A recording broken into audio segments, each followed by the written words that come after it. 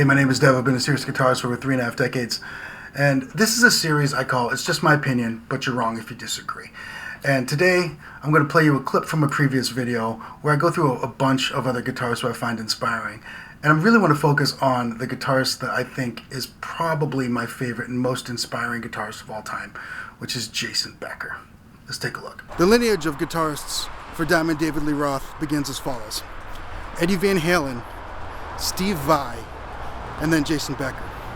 Now, before Jason Becker started playing with Diamond Dave, he was in a band called Cacophony with fellow guitarist Marty Friedman, who would of course go on to play for Megadeth and record what I and many others consider to be one of, if not the greatest guitar solo of all time in Tornado of Souls. Now, unfortunately, as Jason's star was rising, he was diagnosed with ALS, better known as Lou Gehrig's disease, and quickly lost control of his physical functions. I just want to very quickly also mention that, I lost a family member to ALS while we were going through that journey together, or while my family was going through that journey. I emailed Jason's estate just to I was looking for some connection, and they were kind enough to reply with a very encouraging and sweet message that I've held on to for honestly 16 or so years since that correspondence happened. But to say that as a guitar community, we were excited to see what Jason was going to be able to do back in the 90s when this news broke is to understate things considerably. He was one of the great mechanics of the guitar, and you'll even hear greats today like Nita Strauss come out and say that Jason is their absolute hero. So losing his ability to play the guitar seemed like it was going to be the end of us hearing from him as a guitarist, but it wasn't. He continued to write music using software that would track his eye movements.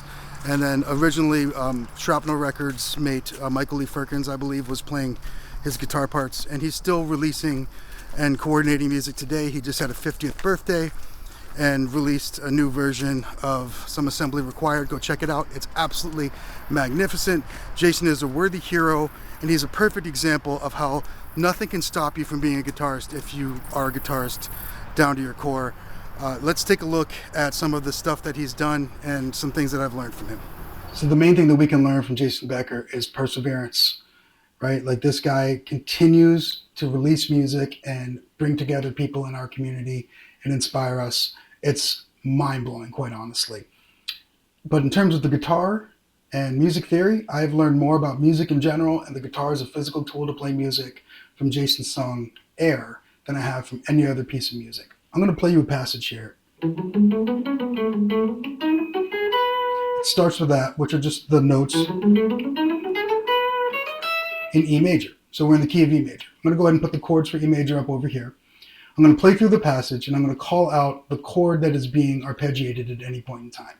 The song is mostly a couple guitars playing harmony arpeggios. So I'll highlight the chord that is being arpeggiated, and if it's not in the key, I'll add it down below, and I will note how far outside of the key the chord is. So it starts with the notes in the scale. Then B diminished 7, E Lydian, D sharp diminished 7, E major, G sharp minor, then D diminished 7, C sharp diminished 7, G sharp minor, E Lydian, D sharp diminished 7, C sharp minor, the notes in the scale, A major, E major, and C diminished. Whew. Wow, I gotta say, it's not easy to both play and explain at the same time. But take a look at how far outside of the key he goes there and how cool and magical it all sounds. There's so much motion happening. One of the main things I took from this, and if you haven't seen my video on diminished sevenths yet, I'll put a card up here and I'll put a link for it in the description, is how to use diminished sevenths as a way to pass between chords that actually resolve. The diminished seventh chord to my ear doesn't actually resolve, but it's a great passage from one thing to the next. And look at how many times he does that, how far outside of the key he gets sometimes. So the concept of modal interchange really came to me learning this as well. I didn't know any of these names or how they were used, but they were presented to me in my fingers and on the fretboard. I could figure it out, and kind of learn from it. There's another really great part here where he does this C sharp minor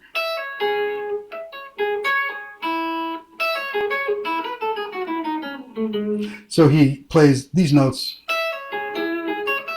It's a C sharp minor arpeggio. But he hits that open E string instead of this 9th fret of the G to like mask a position shift. Absolutely brilliant. And one of the things that I do with that a lot is like if I'm playing in G, I'll use like a harmonic or the open string to mask a position shift, you know, like I said. I learned that from him. Jason is absolutely like just one of the greatest things that we've ever had as guitarists, and totally a worthy hero. What a creature. So that was a clip from a previous video I have called Stop Being a Guitarist Never, where I go through a bunch of other guitarists, including like Django Reinhardt and Les Paul, and through what they had to go and still remained a guitarist, and it's part of why I think they're so inspirational to me as a lifelong guitarist. And I hope that you agree, but if you don't, you're wrong, because it's just my opinion, but you're wrong if you disagree. See you next week. Cheers.